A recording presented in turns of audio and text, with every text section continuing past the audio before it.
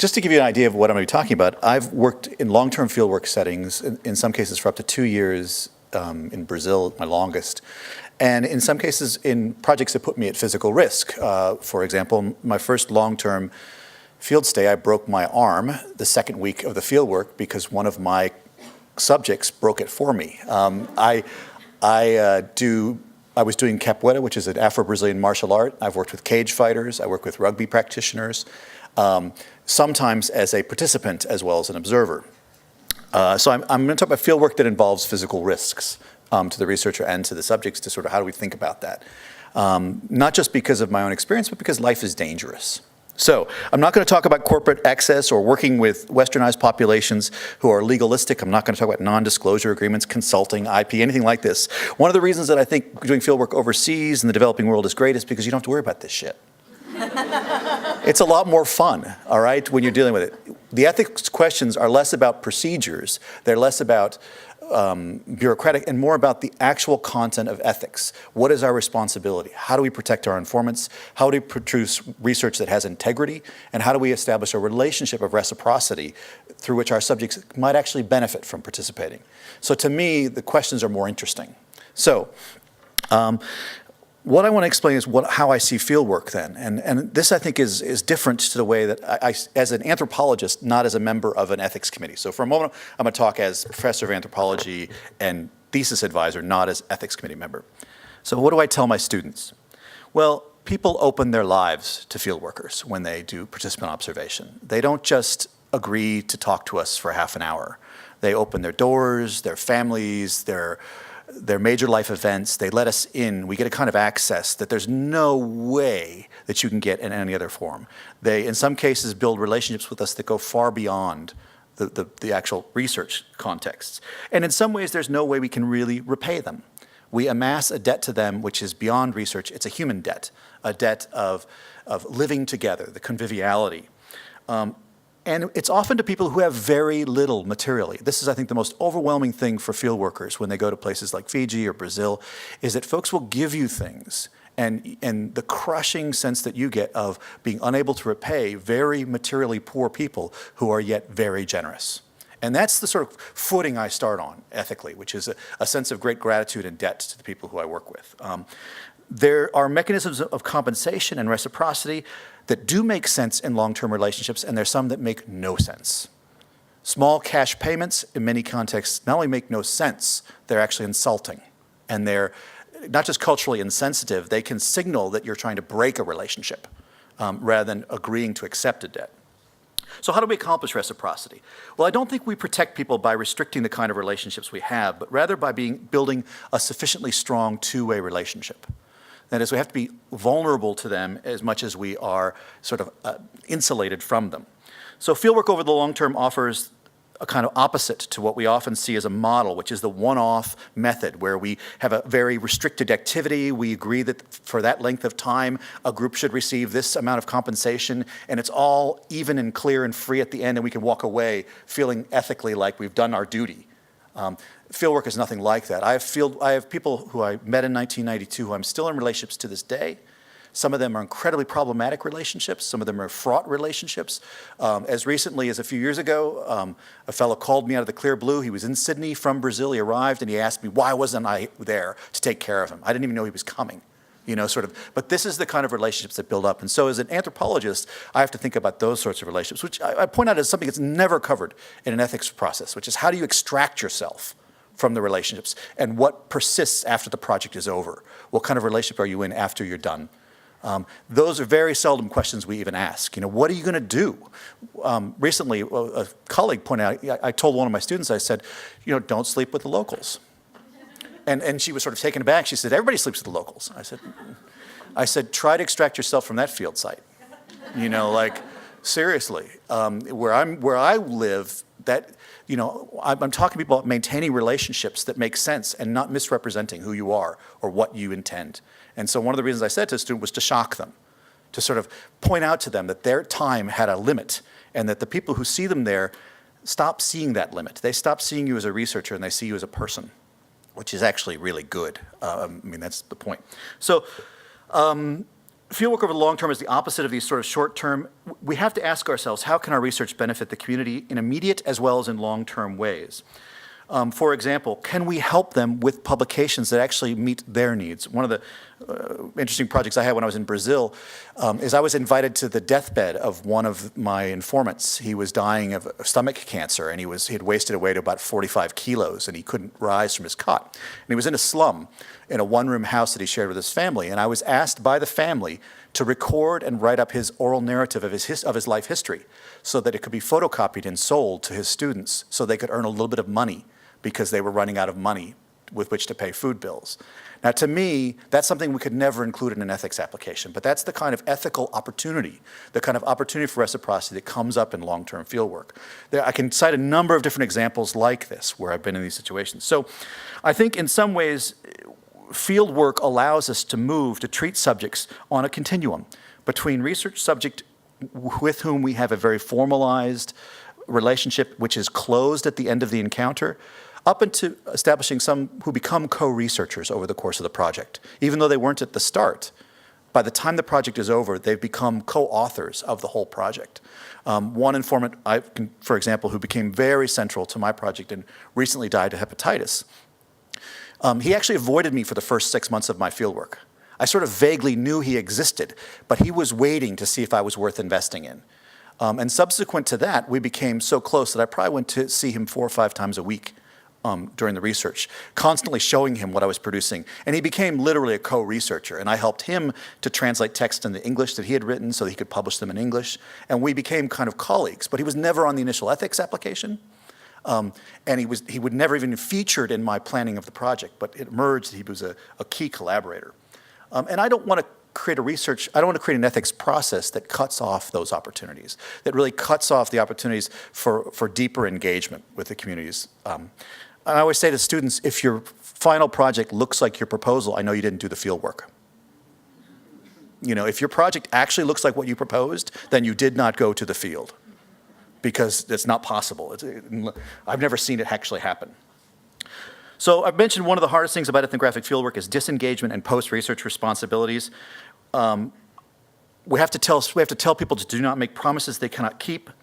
We have to tell them to really make conscious choices about how they become imbricated, and if knowing that they intend to leave, how do they become imbricated? Not just for the ethical reasons of what kind of debt are you creating, but also for the personal reasons of what kind of opportunities are you foreclosing by the opportunities you take.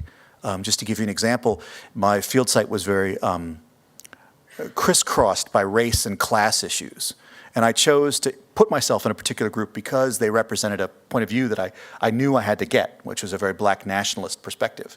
But as soon as I became associated with that group, it cut off connections to other people, because there were rivalries, there were local rivalries, and there was no way, once I was working with one of these groups, that I could work with another one of these groups. However, it did also create really interesting things, because that group wouldn't expose itself to other groups. It sort of was isolated. And so I was an opportunity for other groups to argue with them by proxy that some people really enjoyed. So I found myself getting the reaction that those other teachers would have given to my teacher, because he never went to public events where they could give it to him. So it actually became a really imbricating myself in the community that way, strategically. Putting myself in the midst of those rivalries was crucial for what I learned in the project. So what does this mean? Let me give you some key things I think come out of thinking about ethnographic fieldwork this way as a long-term reciprocity and relationship building. Well, the first is, it's very hard for me to conceive of contexts in which long-term ethnographic research is consistent with any sort of covert research agenda. It's very difficult for me to anticipate how that would work.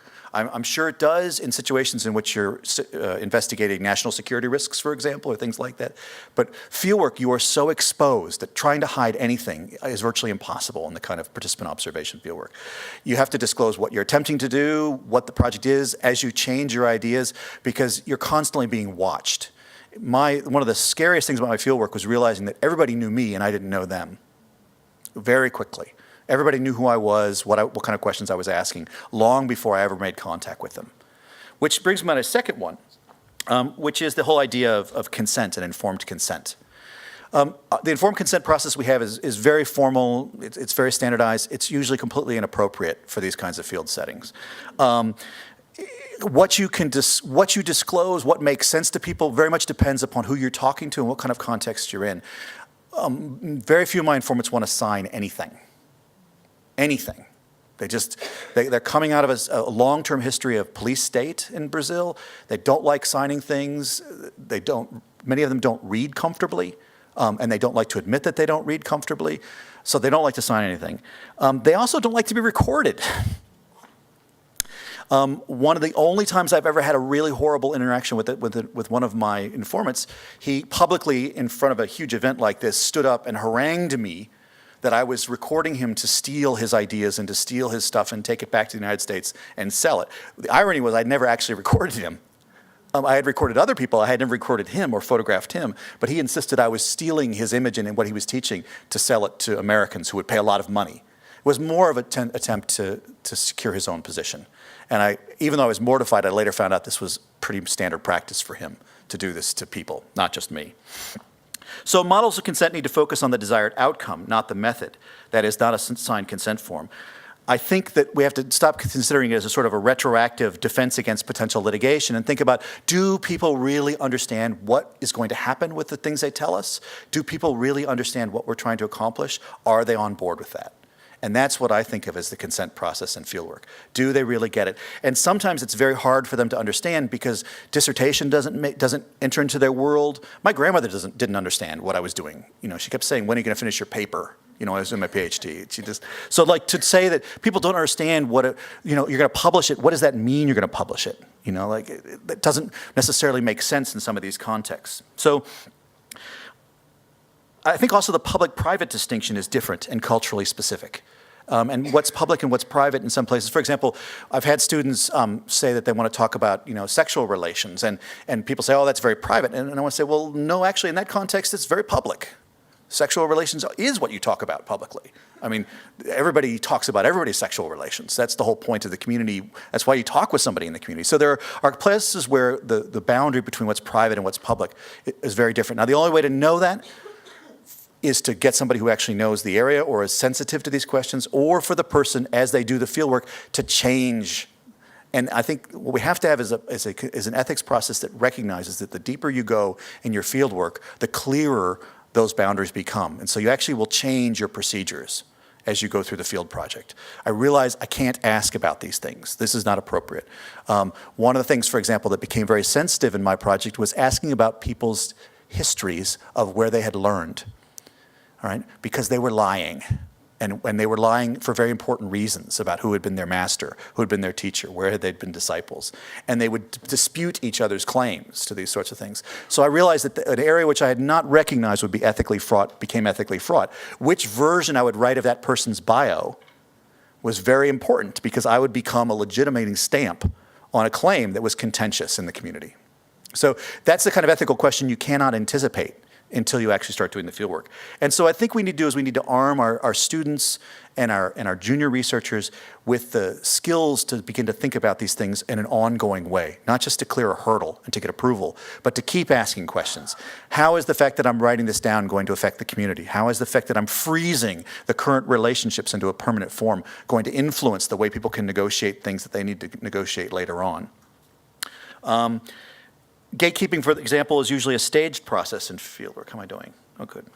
That is, researchers are gradually led into more and more places. So, for example, we're frequently asked to provide a letter from an organization saying that you can work there. And sometimes, I don't know what to do with that request. For one thing, some of the places that I send students, they don't respond to emails to the organization. They simply don't. Until you physically show up. I have this problem with the University of the South Pacific. It's not even, I cannot get things out of them until I actually physically show up in people's offices and say, I'm here and I need that letter now, that, or else I can't get this money released for my fieldwork, for my field school, So I think we have to recognize as people who enforce these guidelines that we have to realize there's some flexibility, not to let students off the hook or researchers off the hook, but to recognize that they frequently have to negotiate different channels to get the same outcome. So another thing that comes up frequently, and I know some of my colleagues will know I've brought this up, is the issue of coercion in fieldwork. When you're doing long-term fieldwork, it's very difficult to be coercive because people hear about it very quickly. and other folks don't want to work with you. It's very difficult to put pressure on people to do things they don't want to do. For example, they'll just give you bad information if they don't trust you. It takes a long time to win people's trust. It takes a long time for them to tell you what you really need to know and not what you're asking, which are often two very different things. And so my experience with it is that the opposite tends to happen to what we expect. It's very difficult sometimes for researchers to coerce subjects. It becomes easier for subjects to coerce researchers. That is, because somebody's PhD project is entirely contingent upon working with this group, that person can actually become quite subordinated to the power structures that are in that group. And I become more worried about the ethical implications of project capture. That is, when powerful actors in the field actually capture the project in some ways, for whatever reasons they have. Maybe for good reasons. Maybe they actually want the story of their community to get out, but they can capture the researcher because of the need. So coercion is an incredibly important issue in research ethics and ethnographic practice, but it's not necessarily that the people from the wealthy institutions who have the agreement of the head of the organizations are in a position to coerce subjects. In my experience, fieldwork requires active support and repeated engagement, and these tend to mitigate against coercion. If my informants don't want to come along with my project, not only do they give me short answers to my questions, but they never invite me to the activities I need to see. They never bring me along to the things, they never invite me to the funeral that I need to go to see that's going to help make my project. So I would say that the idea that I think we have to talk with students who are going to do this kind of work in a very subtle way about thinking about how they're going to win that trust and win that engagement with the community. Safety of research is complicated, and it's really variable depending upon the context. We send field workers into places with warnings, travel warnings. We send people into places with conditions that we would not accept in Sydney, but they're not in Sydney. If we restrict ourselves to only sending researchers to places where they're equally safe to how safe they are here, we'll cut off research to some of the places which I think are most important for us to do research. We hamstring our ability, our capacity to engage with 80–90% of the world if we won't let students go into risk. I probably shouldn't say this, but I've been shot at in my fieldwork. It was a project I cared very much about. It was the last time I worked on that project in the field. I continue to work on it archivally. But it was an incredibly important project on land disputes in Brazil, and something that's invisible outside of Brazil, and it's something I cared about very much. We have to let people put themselves at risk, because usually when the researchers put themselves at risk, they're putting themselves at the same risks that their subjects are in. Life is dangerous certain places. If we are going to let people do research in those places, we have to talk to them in a very mature, sober way about how we mitigate those risks, how we create contingency plans, but not cut off the opportunity to do that work. Some of the most interesting projects I know of have involved researchers putting themselves at risk. Invariably, when people actually do get injured, it's not from the research. It's from the facts of living. For example, I had a student who was injured very badly because the camper van she was driving hit a truck tire in the middle of the central desert and rolled. That's not a danger that's brought about by the fieldwork. That's a danger that's brought about by the conditions of infrastructure in central Australia. Had a colleague at a university I used to work at who was sexually assaulted. She was sexually assaulted by somebody at the host university. That is a staff member at the host university. So literally the mechanism we put in place for her to get protected was the mechanism through which the attacker got access to her. He was actually an academic staff member with a PhD. So, when we think about these things, there are risks.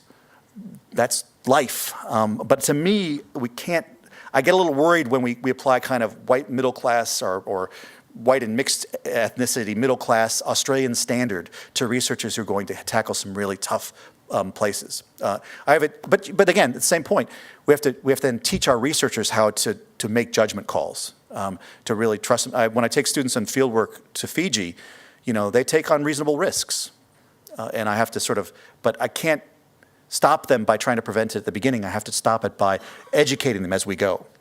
So to sort of wrap up, I want to point out that there's a really interesting discussion happening actually in the United States. As of the 8th of September 2015, there's a proposed rulemaking change put out by the U.S. Department of Health and Human Services for federal policy for the protection of human subjects. And it's an attempt to revise the rules for the protection of human subjects, and it's quite thoroughgoing. It's still under comment in the U.S. right now. And one of the things they point out is that the organization is the MPRM. This is the quote. The NPRM seeks to avoid requirements that do not enhance protection and impose burden, which can decrease efficiency, waste resources, erode trust, I highlight erode trust, and obscure the true ethical challenges that require careful deliberation and stakeholder input. Cumbersome and outdated regulatory standards overwhelm and distract institutions, IRBs, institutional review boards, and investigators in ways that stymie efforts to appropriately address the real risks and benefits of research. I could come up with no better conclusion. I think we have to constantly re-examine ourselves to make sure that our procedures are not getting in the way of our goals. And our goals, I think, are shared. Not just to decrease risk, but to make sure that we're doing the kinds of research that's worth taking risks for. So I'll stop there.